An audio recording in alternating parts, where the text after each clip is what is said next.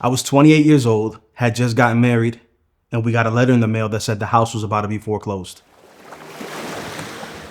So like everything else, I had to work a 9-to-5 job while I pursued my passion on the side. And I worked a ton of hours doing something I didn't really like, but you know what? It put us in position to buy a house, to get married, and start a family. And it was some great times. Over time, though, I saw that that job was really affecting me, and it was creating an environment where I was constantly upset, constantly feeling bitter about not being where I wanted to be and not doing what I wanted. And long story short, over the course of a couple different things that happened, I got fired. And trying to make ends meet and trying to figure out what to do and applying for jobs, there came a moment where we got that letter. You get the letter that says if you don't make a payment, we're gonna start the foreclosure process. And that puts your stomach in knots. But in those moments, we suffered in silence and we decided we're gonna rely on God and figure this thing out. So fast forwarding a little bit, I ended up getting a job.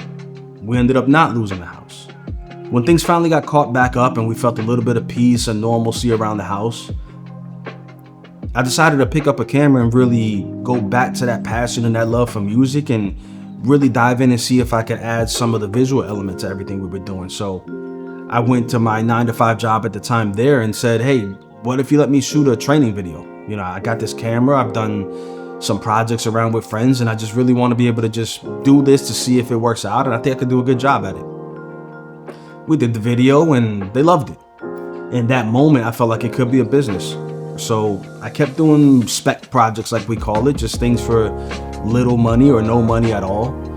And one day I fell asleep and I had this dream where I was at a beach by myself. In that moment, I saw the water kind of recede completely to where the beach completely dried up. I kind of felt worried, and then I saw this huge tsunami wave coming and I was like horrified. And the water crashes over me and I wake up instantly.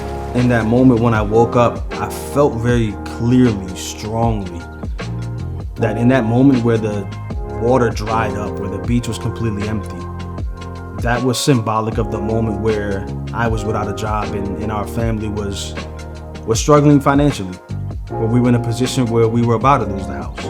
What the wave in that dream meant to me was it was going to be symbolic of overwhelming blessings that would be coming to the family. That tsunami was a wave of blessings like we had never seen before.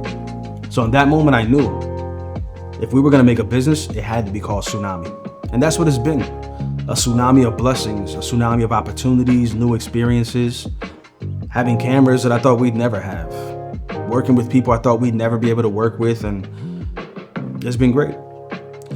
I've learned that moments of scarcity aren't always meant to destroy you. That even if we can't create an opportunity in the moment, my job is to make sure that we're ready for opportunities.